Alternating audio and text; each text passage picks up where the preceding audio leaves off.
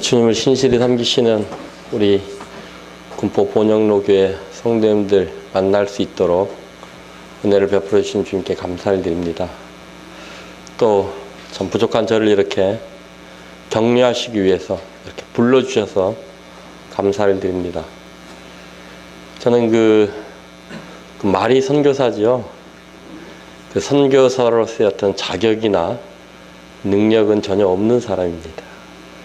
제가 제 삶을 보거나 저의 인격적인 부분을 이렇게 봤을 때 도저히 그런 일을 감당할 자격도 없고 능력도 없는 사람인데 주님께서 참으로 참 우리 주님이 대단하신 것 같아요.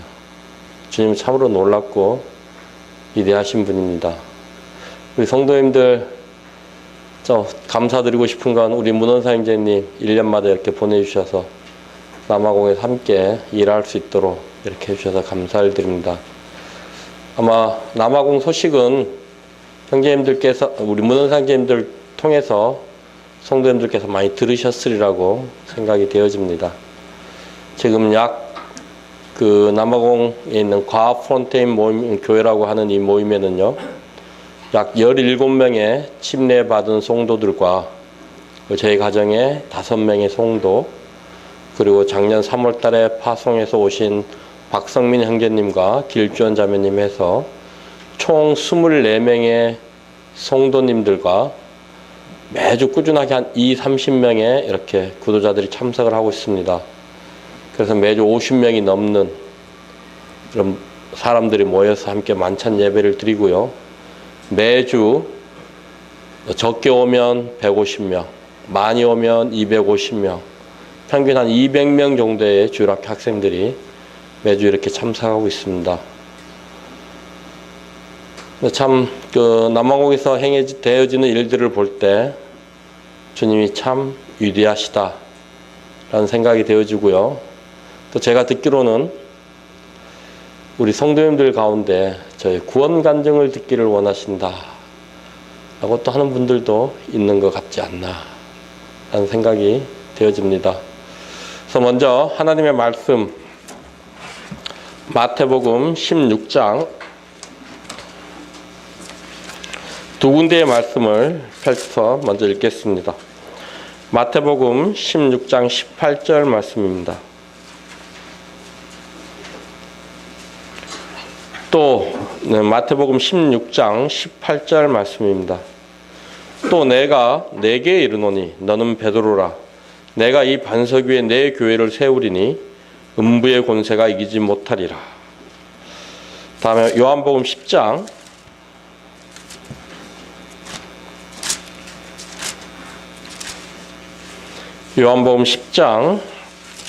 15절 말씀부터 18절 말씀까지 읽겠습니다. 요한복음 10장 15절에서 18절 말씀입니다.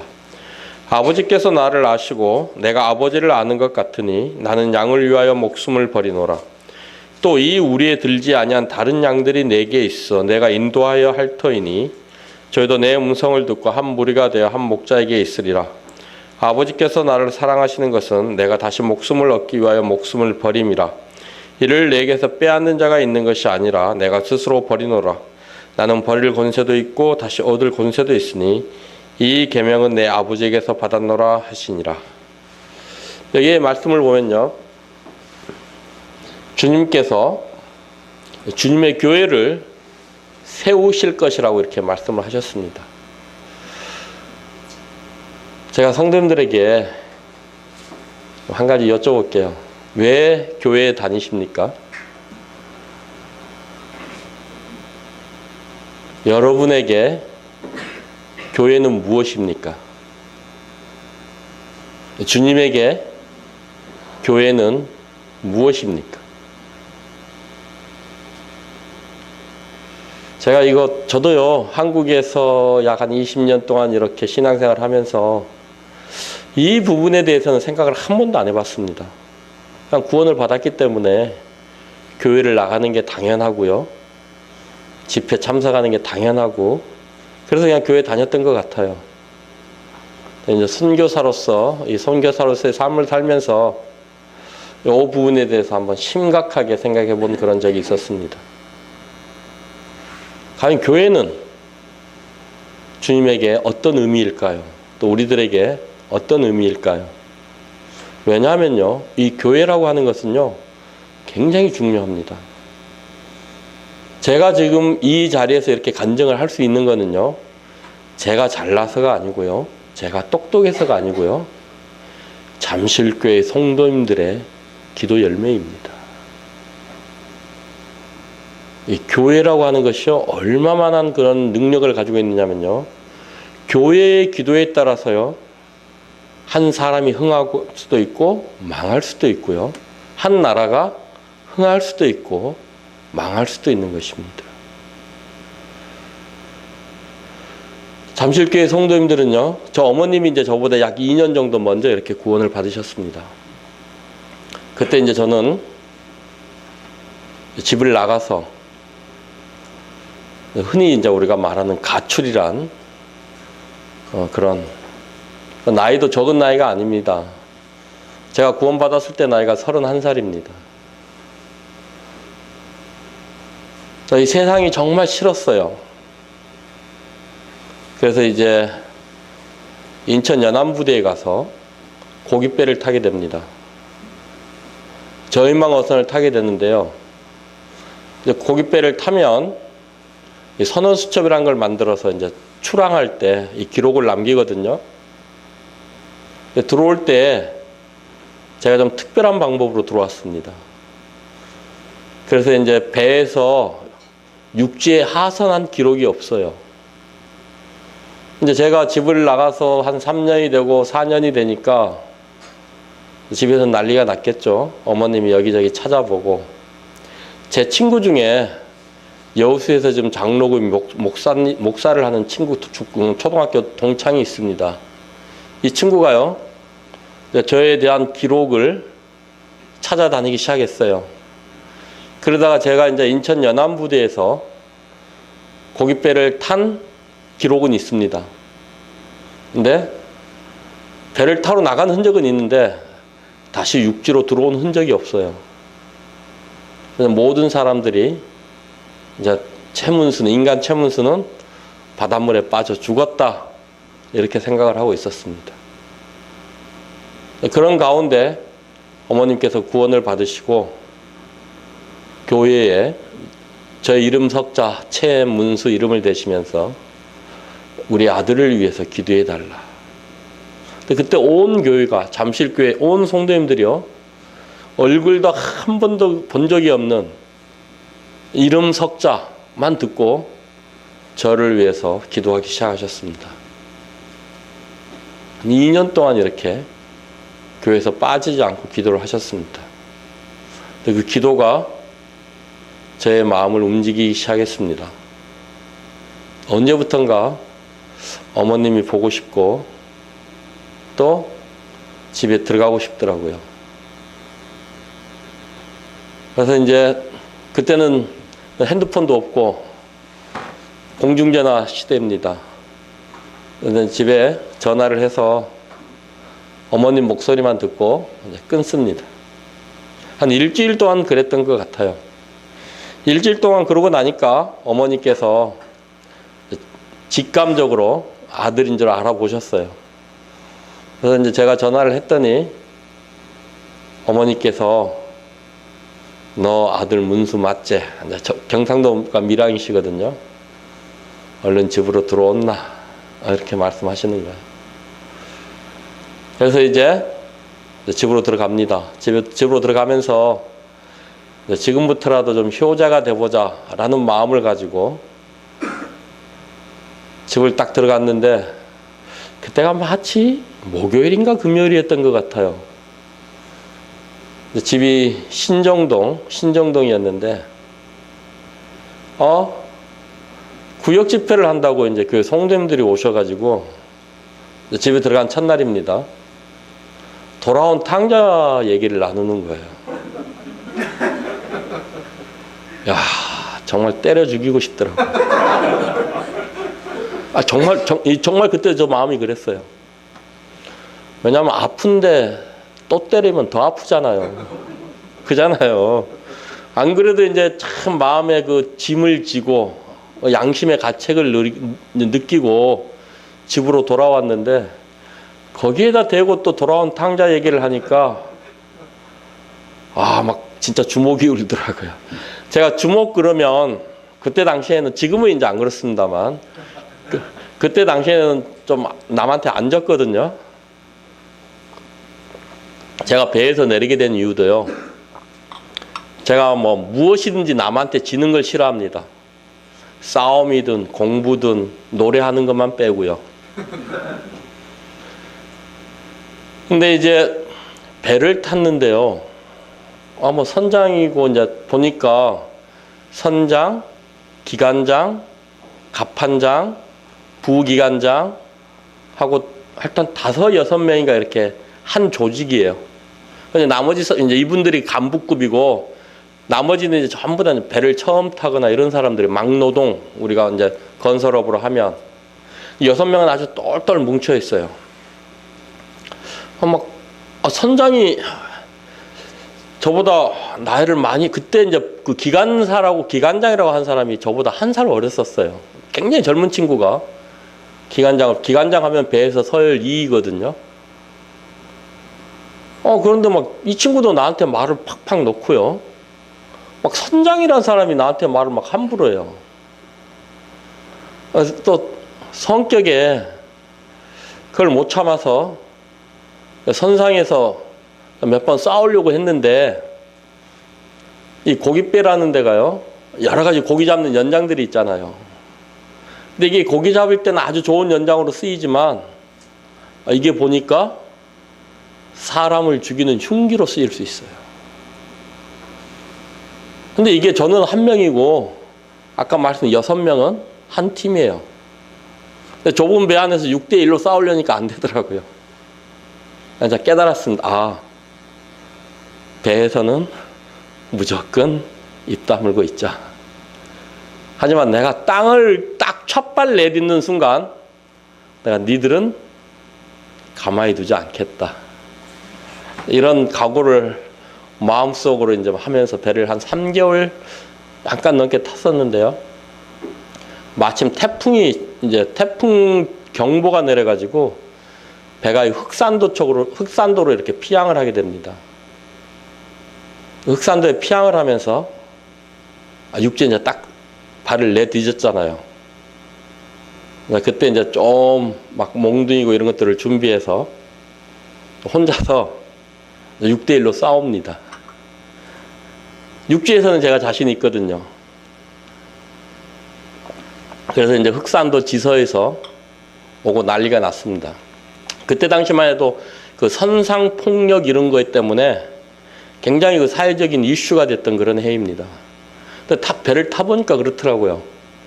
배를 타보니까 그 배 조직이라고 하는 게요, 그렇게 해서 사람 하나 때려서 죽여놓고 물에 빠뜨려 놓고요, 들어오면서 그냥 실족사, 사고사 하는 경우가 대부분이었어요.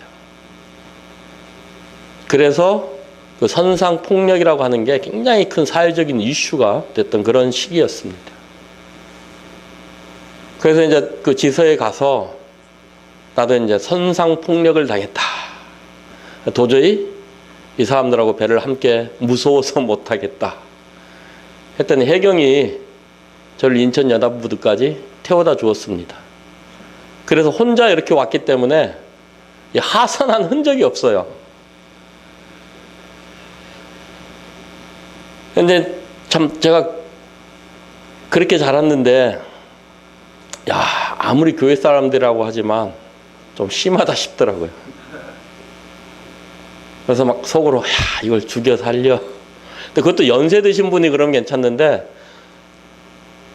저보다 나이가 그때 한 3살, 4살 정도 어린 청년이 구역 집회 한다고 와가지고 돌아온 탕자 얘기를 이렇게 하는데 참 기가 막히기도 하고 하여튼 그랬었습니다. 그래도 이제 들어올 때 제가 또 약속을 굉장히 중요시 여기는 사람이거든요. 어머님하고 약속을 했기 때문에, 제가 돌아오면서 이제 혼자 마음속으로 결심을 했기 때문에 이제부터라도 어머님 말씀에 네 하는 그런 아들이 되자 해서 들어왔거든요. 근데 어머님이 교회를 딱 처음 가시자고 그러는 거예요. 그래서 그때 이제 갔습니다. 그때 잠실교회가 저기 강남 그 삼성동 병원 앞에 그 4층에 있을 때입니다. 그때 막 빌라델피아 찬양단이 시작되고 이럴 때였는데요. 갔는데 신정동에서 전철 타고 이렇게 가면 약 1시간 반 정도 걸리거든요. 1시간 반 걸려서 갔습니다. 갔는데 이게 뭐 예배가 끝났는가 싶더니 또 한 사람 뻘떡 일어나서 기도하지요. 이거 좀 끝났는가 싶더니 또 한 사람이 찬송하자 그러죠. 이거 뭐 도무지 끝날 기미가 안 보이는 겁니다. 저는 참 지루하잖아요. 그거 뭐 또 어떤 분은 뭐 기도를 10분 동안 해가지고 그냥 뭐 하여튼 좀 졸았던 것 같아요. 그래서 이제 끝났어요. 이제는 끝난갑다 하고 집에 가려고 하는데 아직도 말씀 시간이 남아있다고 하는. 근데 이제 온 교회가 기도하던 사람이 지발로 왔으니까 교회가 얼마나 기뻤겠습니까? 그런데 이제 복음을 전한다고 전하는데 점심도 안 주고 2시인가 2시 반까지 복음을 전하네요. 그게 기계에 들어오겠습니까? 안 들어오죠. 그래서 일단 말씀 시간 끝나자마자 밥도 안 먹고 도망치듯이 나갔어요. 그때 이제 빌라델피아 찬양 단원들하고 잠실교회 청년들하고 12월 31일부터 무의도에서 캠프가 있다고 어머님이 저보고 가라고 하는 거예요. 어떡합니까? 네 하기로 했으니까 또 네 해야죠. 그래서 네 하고 갔는데 이제 그 전에 저는 제가 지옥 갈 재연이라는 걸 알았습니다. 왜냐하면 제가 지은 죄가 너무나 컸기 때문에 정말 천국과 지옥이 있다면 나 같은 사람은 지옥에 간다. 나 같은 사람이 지옥에 안 가면 누가 지옥에 가느냐. 그래서 그동안 이 저질 죄에 대한 그 자책감 이런 것들이 저를 좀 많이 힘들게 했던, 왜냐하면 사람도 많이 다치게 하고 때려서 다치기도 하고 좀 여러 가지 못된 짓을 많이 했거든요. 뭐 애들 그때는 그 읍내 그 버스 정류장에 가 있으면 이제 면 소재지에 있는 아이들 그 집에 갔다가 자취하는 애들 집에 갔다가 이제 공납금 받아 오잖아요. 그러니까 이제 그 시외버스 터미널에서 기다렸다가 공납금 내는 시기에는 이제 다 내 돈으로 만들고 하여튼 뭐 그런 못된 짓은 하여튼 골라서 했었거든요. 근데 그래서 저는 이제 좀 철이 들었다 그래야 되나요? 아니, 그것보다 아마 잠실교회 성도님들이 2년 동안 기도한 그게 컸지 싶어요.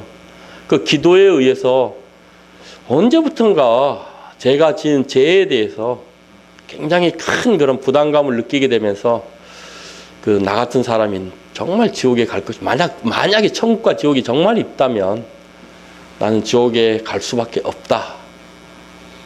라고 가서 이제 복음 말씀을 듣는데 어느 젊은 형제가 저한테 이제 그런 말을 하는 거예요. 예수님에 대해서 한번 들어보려느냐고. 그래서 저는 이제 또 이제 그러잖아요.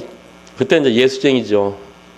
만나서 또 한번 붙들기 시작하면 뭐 또 밑도 끝도 없잖아요. 그러니까 이 사람을 어떻게 하면 딱 단칼에 이 사람의 입을 막을 수 있을까 생각하던 끝에 한 가지 이제 좋은 묘수가 떠올랐습니다. 청년한테 제가 오히려 이제 역질문을 했습니다. 니네들은 원수도 사랑하라고 하는데 내가 네 목에 칼을 들이대고 너를 죽이겠다고 하는데 너는 나를 사랑할 수 있느냐? 내가 생각해도 멋있는 질문인 것 같았어요. 질문을 하면서 내가 이제 이런 질문을 하면 야, 얘는 대답을 못할 것이다. 그래서 이제 더 이상 나한테 뭐 아무 얘기도 못할 것이다라고 이제 아주 의기양양하게 그 짧은 시간이지만 그렇게 질문을 던졌는데 이 형제의 이야기가 저보고 하는 말이 믿어보면 안 돼요. 근데 그때 당시 저에게는 그게 큰 충격이었습니다. 믿어보면 안다는 말이. 근데 그 한마디에 이제 제가 겸손하게 되었어요. 한번 들어보겠다고 해서 이제 듣는데 딱 두 마디가 제게 들어왔습니다. 주셨다라는 거하고요, 얻었도다. 내가 예수님을 믿든 안 믿든 상관없이 예수님이 이미 2000년 전에 십자가에 달려 돌아가시면서 내 죄를 사해 주셨다는 거예요. 내가 믿든 안 믿든 그건 상관없는 거예요. 이미 예수님은 그 일을 해 놓으셨어요. 가만히 생각해 보니까 안 믿으면 제가 손해잖아요. 이미 예수님은 다 이뤄놓은 사실인데 믿게 되었습니다. 근데 그걸 믿는 순간 제가 무엇을 얻었습니까? 영생을 얻어버린 거예요. 이 영생이 무엇입니까? 하나님의 생명이에요. 사람인 제가 하나님의 생명을 얻었어요. 놀랍더라고요. 안 믿으면 안 될 것 같아요. 그날 주님을 영접하게 됐습니다. 제가 처음에 모임에 와서 받은 느낌은요, 이 모임은 이 교회는 되게 건방지고 버르장머리 없는 교회다. 전부 다 형제님이고 자매님이에요. 나이 들고 어리고 이런 거 상관없이 전부 다 형제님이고 자매님이에요. 속으로 그래서 제가 정말 버르장머리 없는 사람들이다 라고 생각을 했는데, 구원을 받고요, 뒷날 아침에 누가 저에게 큐티하란 말도 안 했습니다. 성경 읽어보란 말도 안 했어요. 단 어느 형제님이 만약에 성경을 읽게 되면 요한복음부터 읽어보십시오라는 얘기는 해줬어요. 근데 참 신기하게 성경에 일어났는데, 새벽 6시쯤 일어났는데 성경에 손이 가요. 요한복음을 펼쳐서 읽었거든요. 근데 12절에 가니까 영접하는 자, 곧 그 이름을 믿는 자들에게는 하나님의 자녀가 되는 권세를 주셨으니. 그걸 읽는데 왜 형제님이고 자매님인지 깨달아지는 거예요. 아버지가 같으니까 형제고 자매인 거예요. 정말 신기하더라고요. 누가 가르쳐주지 않는데 성경이 저절로 이해가 되고 깨달아져요.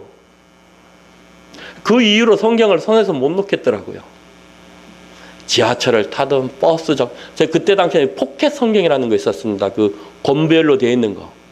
그 생명의 말씀 사가지고요. 이 성경책 너무 무거우니까 그거 주머니에 넣고 다니면서요. 지하철에서 아니면 버스 기다리면서 하여튼 틈만 나면 성경책을 읽기 시작합니다. 왜요? 이 성경책이 깨달아지는 게 너무 재밌고 신기한 거예요.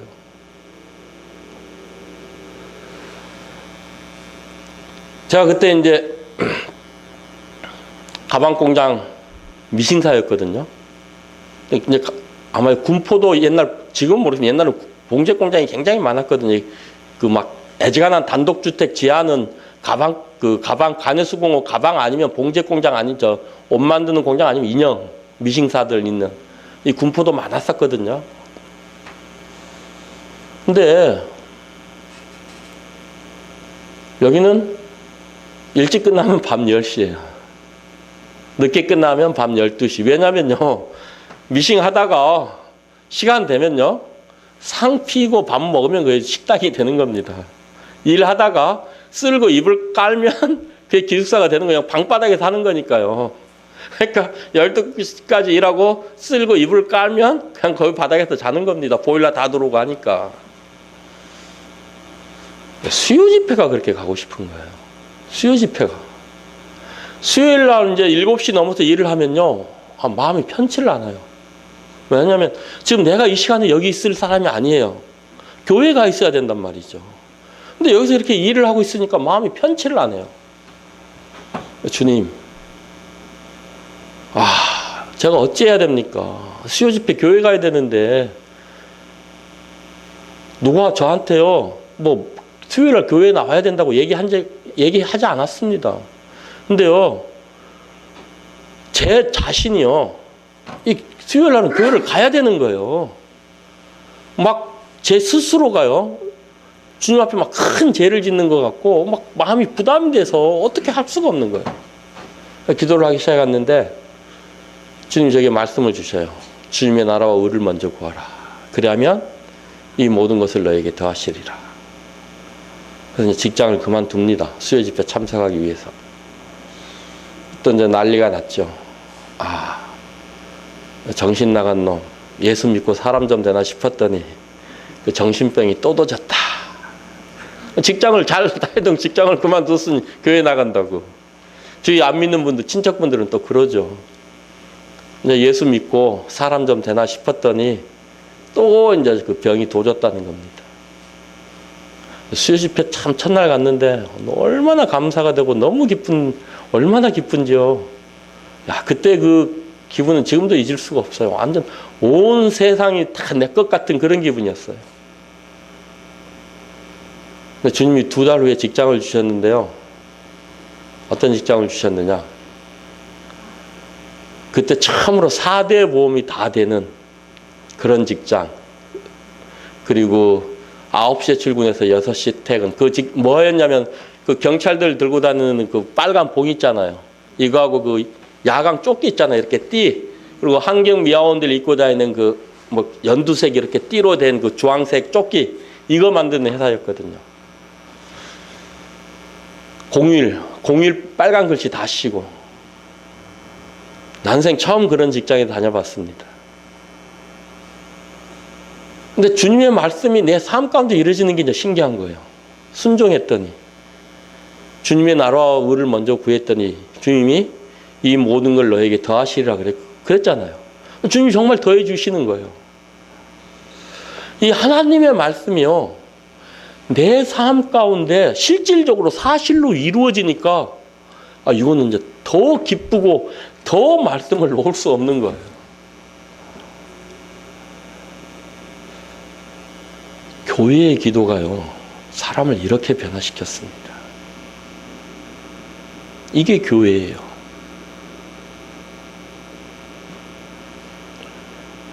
그 사울이요. 예수님의 제자를 체포하기 위해서 다메섹으로 가고 있는 도중에 주님을 만났잖아요. 사울이 묻습니다. 주여, 대체 니시오니까.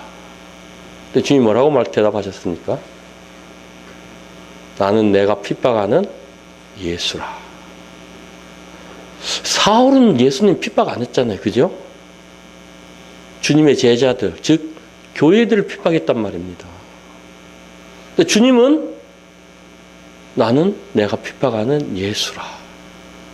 즉 교회는 주님에게요. 주님 자신이라는 것입니다. 왜 그럴까요? 우리 요한복음 10장에서 읽었습니다. 16절에 보면요.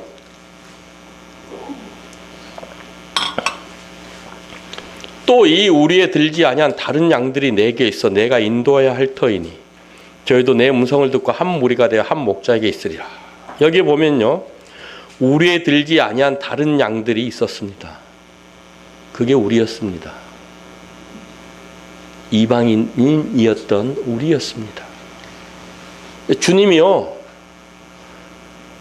우리를 한 우리로 인도하시기 위하여 자신의 목숨을 스스로 버리셨다는 것입니다.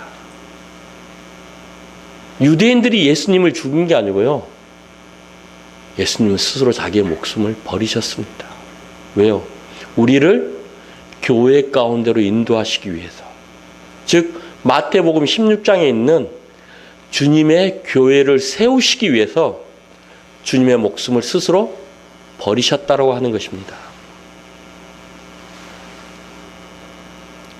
다시 말하면 주님은요, 이 교회하고 자기의 생명을 맞바꾸셨습니다. 그 교회는 주님에게 곧 자신의 생명이었어요.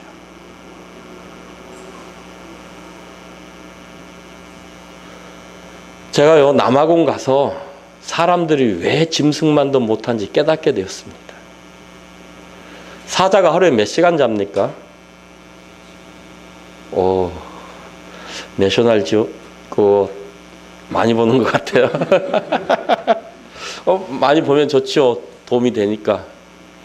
하루 24시간 중에 사자는 20시간 잡니다.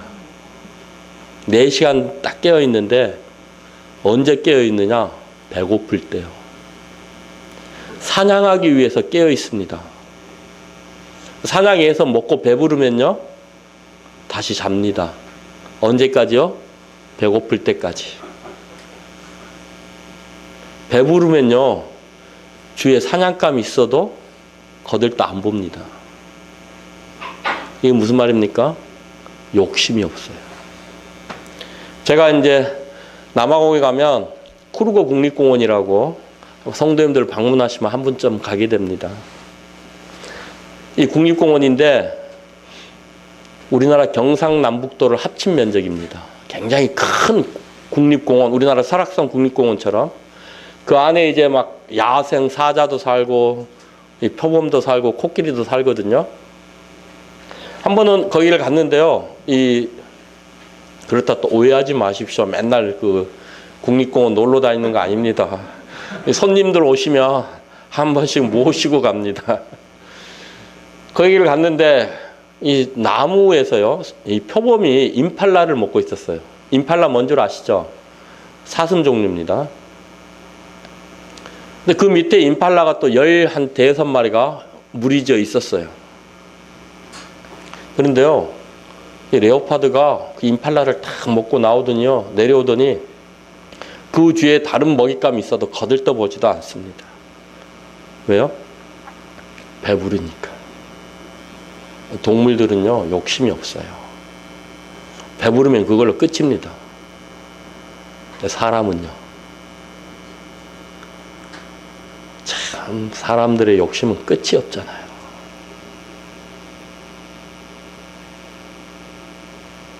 그럼 임팔라, 이제 쿠르고 국립공원 가면 그 수백 마리의 임팔라가 있습니다. 처음에 갈 때는 들어가면 딱 공원 입구에 들어가면 임팔라가 보이면 우와 우와 이러는데요.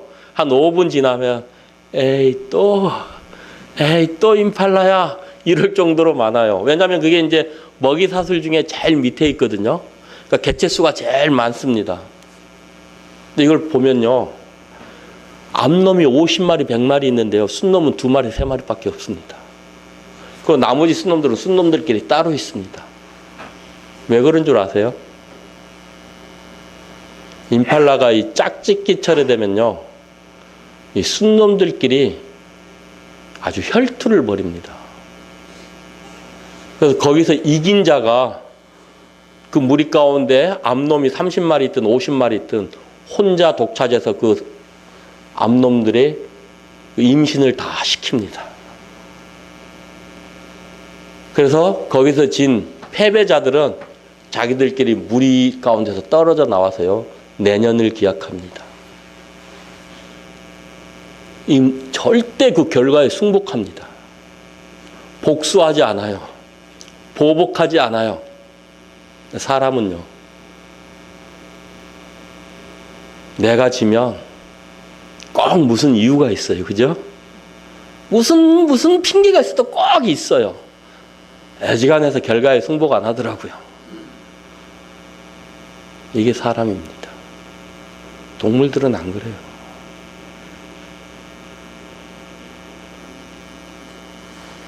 성경에 봐도 그렇습니다. 자, 우리 한번 볼까요? 요나. 주님이 박넝쿨을 이렇게 지게 하셨잖아요. 그늘을 가리기 위해서. 그리고 벌레에게 명하십니다. 그 나뭇잎을 다 먹으라고. 벌레가 하나님 말씀에 순종했습니까? 안 했습니까? 했어요.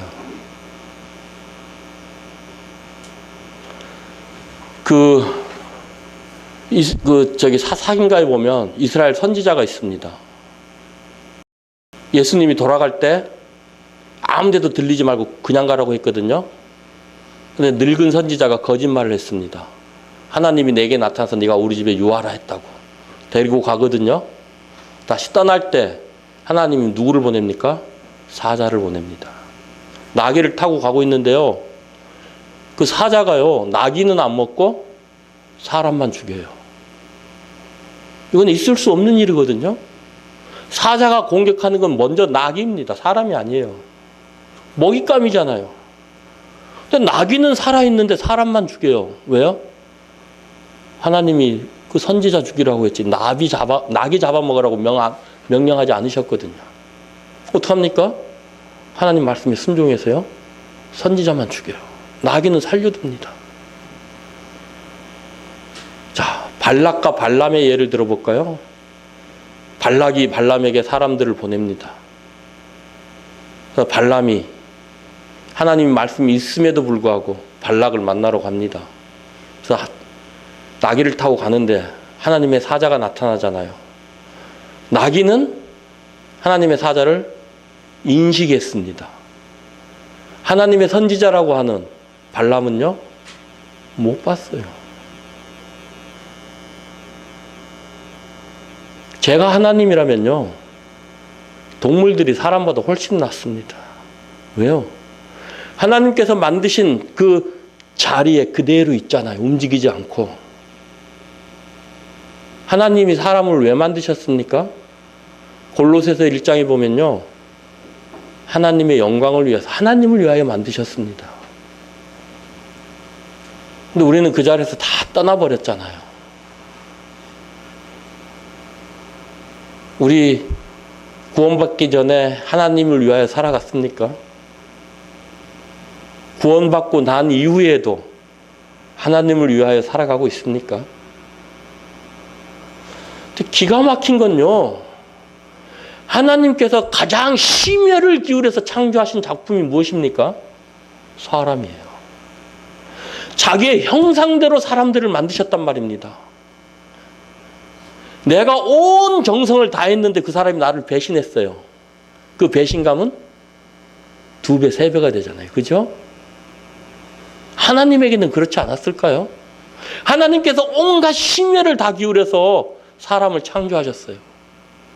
자기의 형상대로. 사람이 하나님을 배반하고 떠나버렸습니다.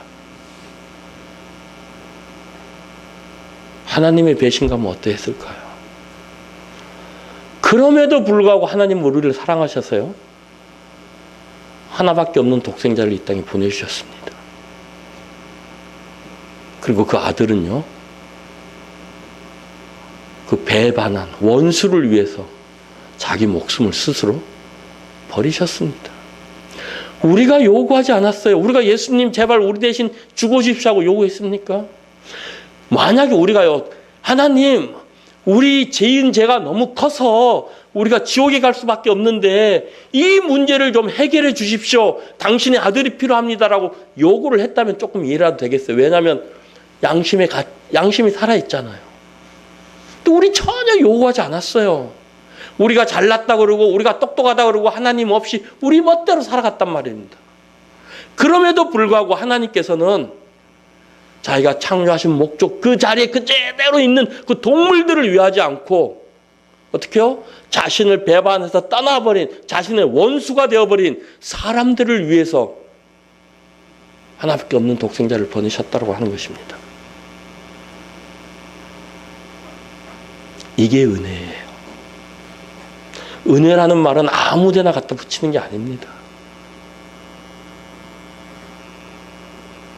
왜요? 교회를 세우시기 위해서요. 우리가요, 구원받기 전에는 정말 예수님이요, 우리의 죄를 용서하시기 위해 십자가에 달려 돌아가셨습니다. 우리가 구원받고 나서 주님의 십자가의 길을 보면요, 그 길은 어떤 길이냐면요, 자, 베드로전서 2장으로 가보겠습니다.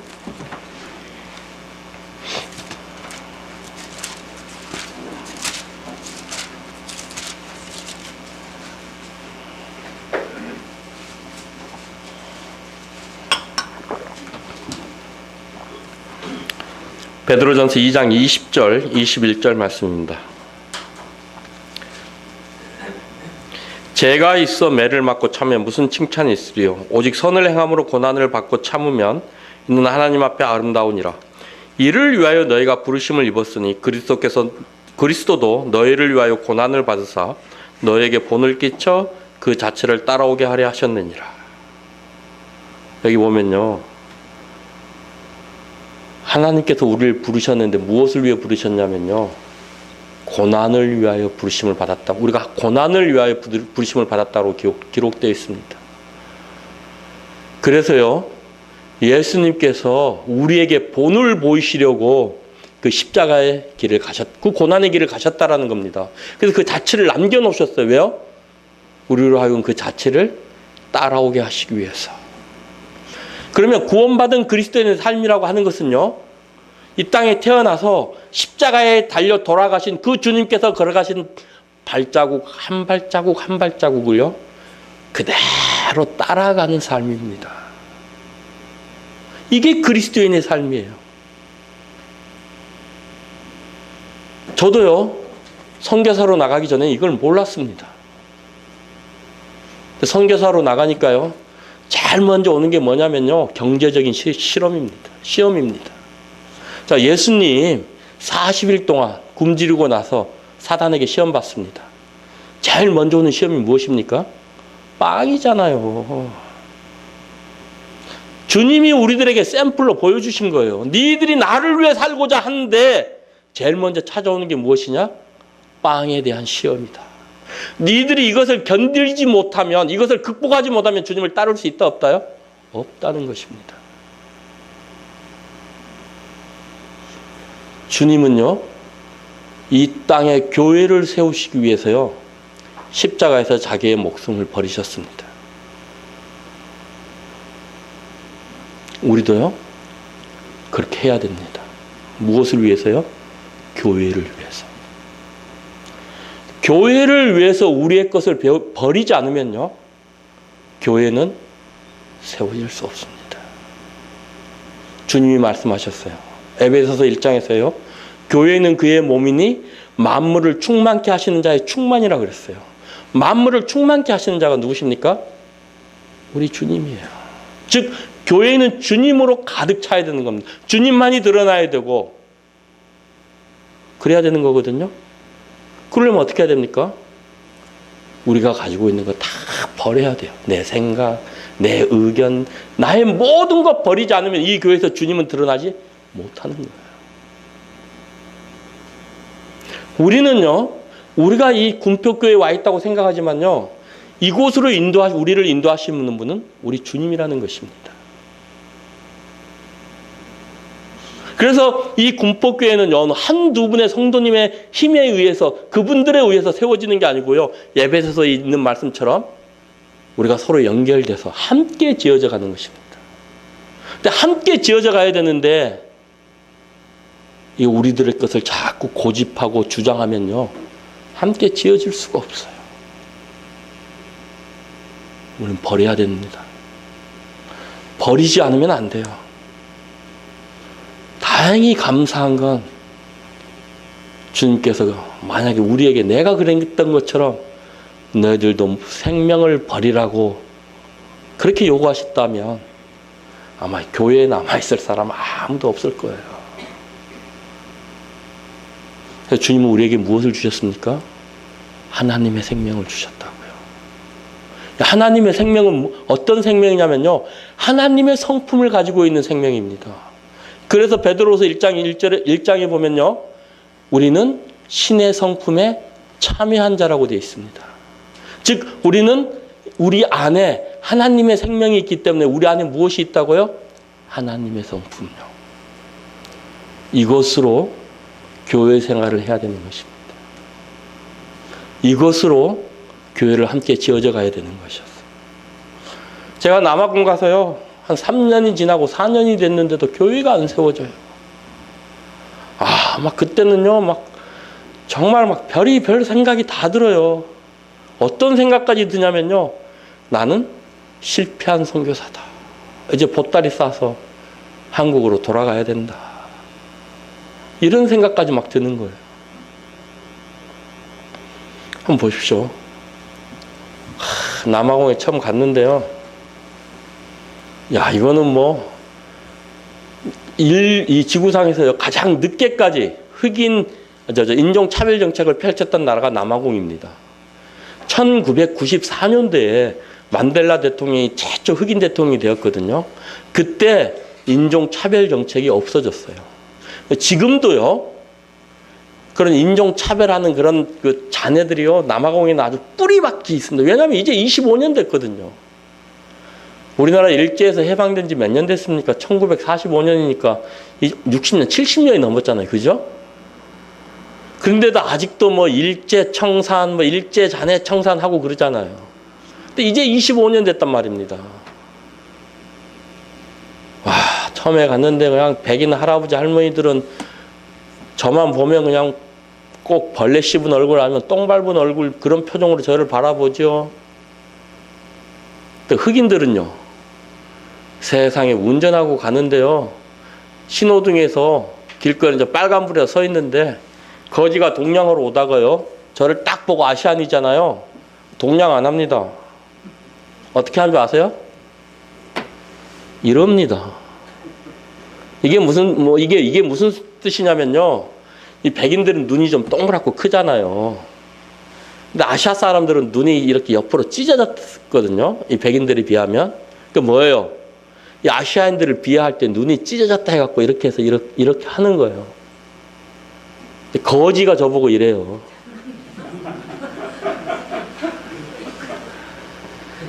야, 이건 그냥 아주 단편적인 예예요. 다른 건 다 참겠는데 사람들이 인격적으로 모욕을 당하고 멸시를 당하는 데는 막 참을 수가 없어요. 내가 왜 똥이 돼야 되고 벌레가 돼야 됩니까? 그잖아요. 근데 사람들이, 백인들이 나를 보면 똥 보듯이 보고 벌레 보듯이 봐요. 자, 흑인들한테 복음을 전하러 갔습니다. 근데 애들이 환영은 못 해줄 망정 같이 멸시하고 모욕하는 거예요. 야, 사람이요, 인격적인 모욕을 받는 거는요, 막 좀 예를 들어서 막 가난해서 멸시받고 다른 부분, 외적인 부분으로요, 멸시받고 이런 거 좀 참을 수 있겠어요. 근데요, 인격적으로 모욕을 당하는 거는, 멸시당하는 거는요, 정말 참을 수 없더라고요.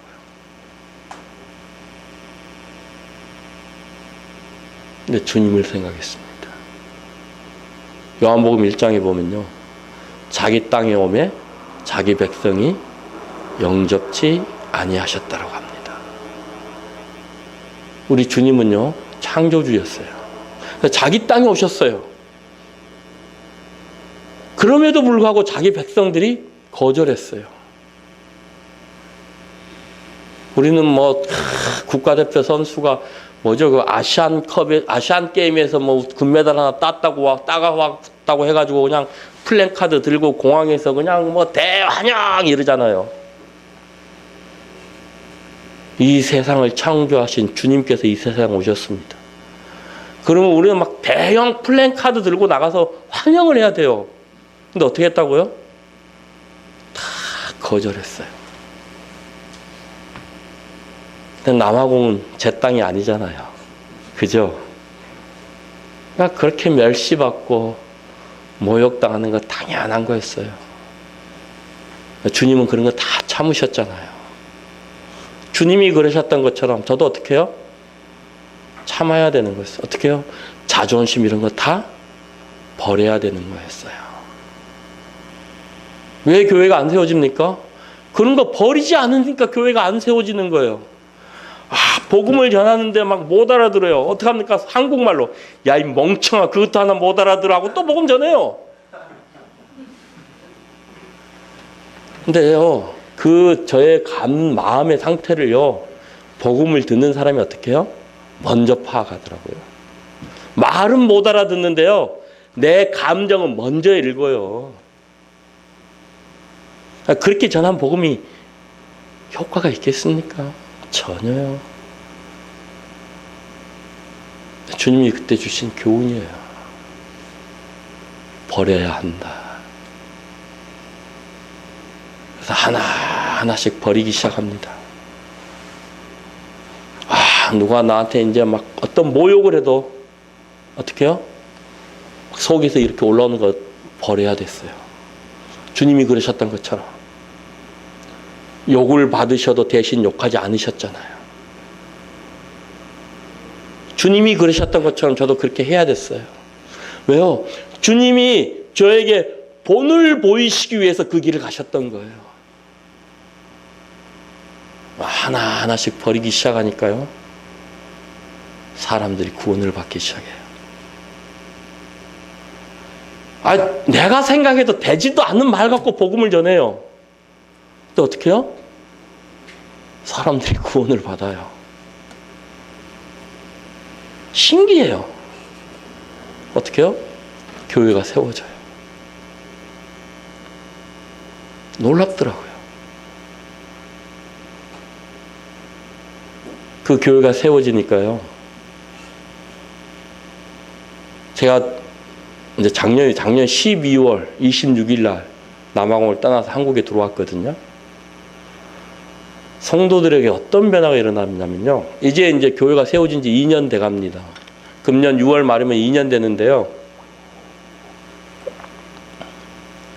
이제 구원받고 2년 이렇게 됐으면 다 아직도 갓난애기고 어린애들이잖아요. 그죠?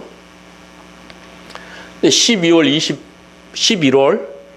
25일 주일이었는데, 우리 이제 모임이날 같은 그런 이제 행사를 하면서 모두가 집에서 이제 반찬을 조금씩 싸와서 이제 같이 이제 식사를 합니다. 식사를 하는데, 식사를 다 하고 나서요, 자매들이 우리 자매 눈을 천으로 이렇게 가리는 거예요. 근데 의자에 앉힙니다. 한가운데 의자에. 그래서 선물을 가져와요. 그 선물을 요만한 빨래 바구니, 그것도 뚜껑이 있는 거. 옆에 요만한 포장지에 싸져 있는데, 이게 뭐냐면 커피통, 프리마통, 설탕통이에요. 근데 그걸 선물로 주는 겁니다. 이게 그날 돈으로 한 5만 원, 6만 원 돼요. 그분들한테는 굉장히 큰 돈입니다. 근데 이걸 성도들이 십시일반 모아서 그 선물을 준비한 거예요. 우리 자매가 울지요. 근데 그게 그 선물보다도요, 저를 다 감동시키는 건 뭐냐면요, 그 선물의 내용이에요. 빨래바구니하고 커피통. 우리 집에 이제 그 동그란 빨래 바구니 통이 있었거든요. 이제 플라스틱으로 된 거예요. 근데 이게 이제 좀 우회가 깨졌습니다. 우회가 깨졌기 때문에 좀 쓸 수 있잖아요. 그래서 썼거든요. 근데 성도들이 이제 집에 왔다 갔다 하면서 그걸 본 거예요. 그게 이제 성도들 보기에 굉장히 좀 짠해 보였나 봐요. 성도들이 와서 이제 커피 타줄 때, 그냥 우리 다 그렇잖아요. 마트 가서 유리병이 든 거 사다가 그 안에 내용물 다 쓰면 그 유리병 그냥 양념통 이런 걸로 다 쓰잖아요. 그래서 거기에 이제 설탕도 담아놓고 프리마도 담아놓고 했단 말입니다. 또 그거 갖고 와서 이렇게 커피 타주고 하니까 애들이 볼 때 그게 또 좀 안 돼 보였나 봐요. 그래가지고 아주 스테인레스로 된 근사한 거 그 양념통 3개를 이제 커피통, 설탕통, 프리마통 3개 딱 한 세트로 사갖고 온 거예요. 맨날 받을 줄만 알았던, 어린애와 같이 여겼던 그 형제 자매들이요, 우리 집을 들락달락 하면서 이 집에 필요한 건 없나 돌아본다는 겁니다.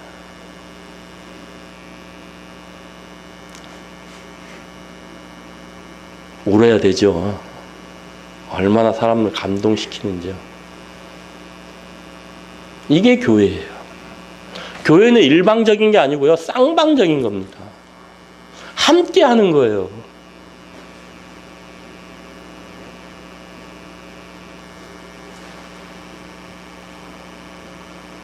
제가요, 그곳에 있는 한국 선교사님들이 이제 저보고 가르쳐 준다고 그래요. 교회만 가면 죽겠대요. 왜 그러냐 그러면, 거기는 이제 헌금 바구니를 이렇게 예배 시간에 돌리거든요. 대부분 헌금하는 게 이제 우리나라로 치면 100원짜리, 50원짜리, 10원짜리를 해요. 또 어느 분이 이제 동전이 없고 1000원짜리만 하나 있어.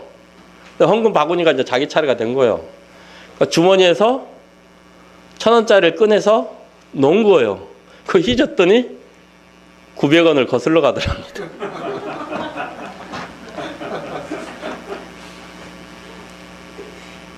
그 얘기를 듣고 나도 헌금을 가르쳐야 되겠다 라는 생각이 들어가지고, 근데 저는 이제 너무 가난하니까 그런 부분에 대해서 생각을 안 했었거든요. 그 얘기를 듣고는 헌금의 의미에 대해서 좀 가르쳐야 되겠다 해서 이제 헌금도 예배다. 그냥 주일날 나와서 즉흥적으로 그냥 주머니에서 손 넣어갖고 집히는 대로 그냥 하는 게 이게 헌금이 아니다. 우리가 하나님께 드려지는 것들은 모두가 예배다. 헌금도 하나님께 드리는 것이다. 이건 집에서부터 준비를 해야 된다. 만찬 예배는 우리가 집에서부터 준비해야 된다고 가르치잖아요. 또 헌금을 그렇게 안 가르친 거예요. 그래서 수익이 들어오면 일정 부분을 먼저 떼라. 그리고 봉투에 담아라. 그리고 주일날 가져와서 주님 앞에 드리는 것이다. 여러분의 마음을 드리는 것이다. 여러분의 정성을 드리는 것이다. 했더니요, 막 그 다음 주부터 봉투에 10,000원짜리 15,000원씩 막 이렇게 들어있는 거예요. 50원, 100원 헌금하시던 분들이요, 10,000원, 15,000원 막 이렇게 헌금하는 거예요. 몇 배가 인상이 되었습니까? 100배. 그죠? 맞습니까?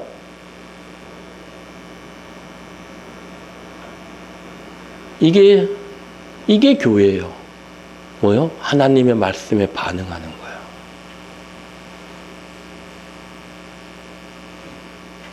그 형제 자매들이 하나님의 말씀을 들을 때요, 저의 말로 듣는 게 아닙니다. 하나님의 말씀으로 듣는 거예요. 어떻게 됩니까? 그들의 삶이 변화되는 거예요.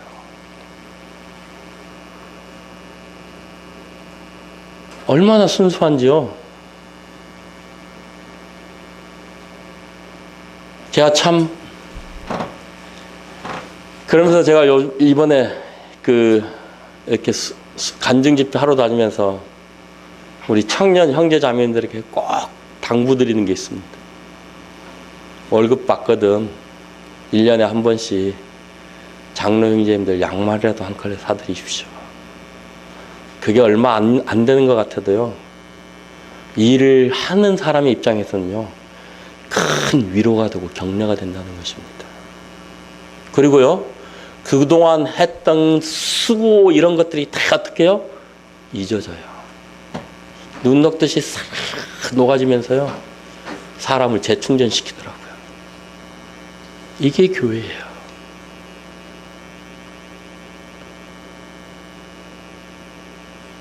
교회는 함께 지어져 가는 겁니다. 그러기 위해서요, 우리들의 희생이 없이는 교회는 세워질 수 없어요. 여러분, 우리가 섬기고 있는 이 교회가요, 우리 세상 사람들이 말하는 브레들린 처치, 형제의 모임, 이게 얼마나 위대하고 소중한 모임인 줄 아세요? 저도 한국에서요, 잠실교회에서 구원을 받고 잠실교회에서만 자랐기 때문에 교파를 잘 몰랐어요. 근데 거기 나가서요, 우리가 말하는 목사님들 만나보잖아요. 한두 분 만나는 게 아니잖아요. 우리가 가지고 있는 성경 진리들, 교리들, 이게요, 우리가 지금 교회 안에서 가르쳐지고 있는 이 성경 교리들이요, 어마어마한 겁니다. 처음에는요, 이분들이요, 제가 목사 안수가 없고 목사 자격증이 없다고요, 선교사들 모임이 딱 있으면 기도도 안 시켜요. 아주 자기들 발바닥 아래로 봐요. 그래서 안 되겠다 싶어갖고 목사들하고 이제 성경을 펴놓고 교제를 하기 시작했습니다. 딱 3년 되니까요, 목사들이 저 앞에서 성경을 다 탔습니다. 왠 줄 아세요? 이분들은 성경을요, 머리로 배웁니다. 학점 받기 위해서 배웁니다. 여러분들 학교 졸업하고 나서요, 좀 머릿속에 얼마나 남아있습니까? 학교에서 배운 거. 거의 없잖아요. 마찬가지예요. 성경을 그렇게 배웠기 때문에요, 머릿속에 남아있는 성경이 별로 없어요. 우리는요, 성경을 마음으로 배우잖아요. 어떻게 해요? 평생 가는 겁니다. 그러더니 어떤 목사님이요, 저한테 아주 신령한 걸 발견했다고 막 와서 직접 우리 집으로 방문을 했어요. 아주 놀라운 걸, 특별한 일이 있어서 온 줄 알았거든요. 아주 놀라운 걸 깨달았다는 거예요. 그게 뭔데 그랬더니 마태복음에 나오는 그 값진 보물을 발견해서 밭에다 감추고 집에 가서 전 재산을 팔아서 그걸 산 그 장사 얘기 있잖아요. 값진 진주. 이걸 얘기하면서 그냥 자기는 그동안 이걸 우리가 값진 보배인 예수님을 발견하고 그러고 나서 우리가 이제 모든 걸 투자해서 예수님을 섬겨야 된다고 이렇게만 알아왔다는 겁니다. 근데 자기가 어떤 책을 읽다가 보니까 그 책에 이런 게 있더라는 겁니다.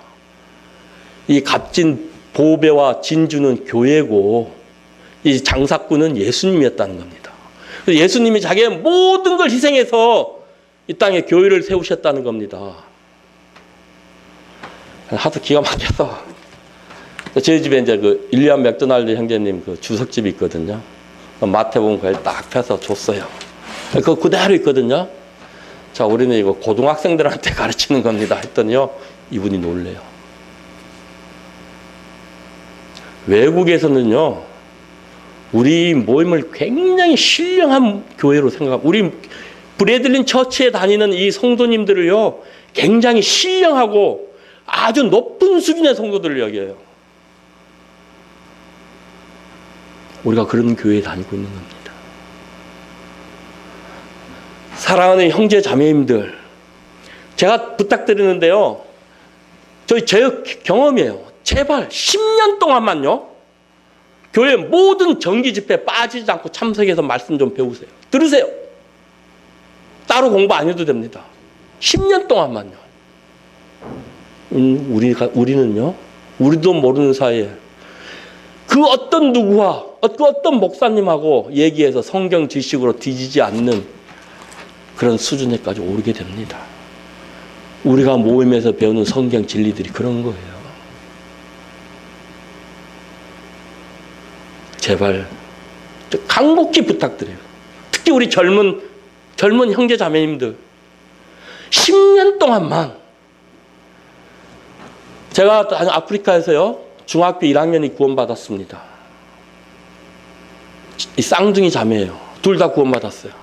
어머님이 저한테 와서 자랑을 합니다.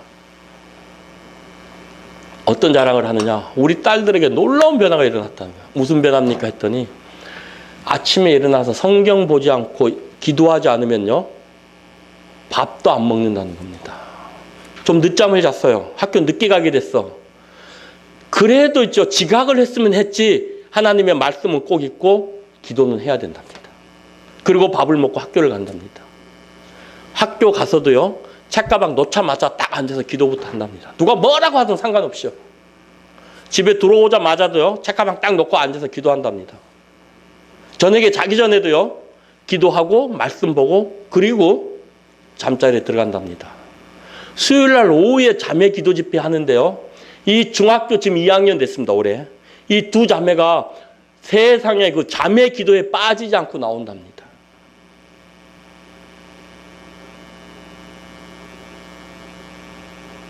이게 교회예요. 주님이 시간이 남아서, 목숨이 남아서 버리신 게 아니었어요. 예수님은요, 우리 주님은 교회를 위해서 자신의 가장 소중한 것을 맞바꾸셨어요. 우리에게 그럼 교회는 무엇이 되어야 되겠습니까? 우리에게 교회는 곧 주님입니다. 주님을 섬기는 것이 곧 교회를 섬기는 것이고요, 교회에 순종하는 것이 곧 주님께 순종하는 거예요.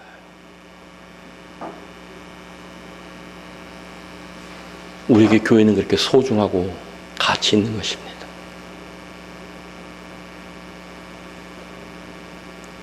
예수님이 자기 생명과 맞바꾼 이 교회, 그래서 자기 생명처럼 여기는 이 교회, 우리도 주님처럼 교회를 그렇게 여기고 섬길 때 여기 계신 모든 성도님들의 가정에 주님의 은혜와 평강이 흘러 넘치리라고 믿습니다. 사랑하는 성도님들, 교회 대하는 것을 주님 대하듯이 대하십시오. 모든 걸 내려놓으십시오. 모든 걸 버리십시오. 아마 여러분 성도님들의 삶이 축복받는 삶이 될 것입니다. 감사합니다.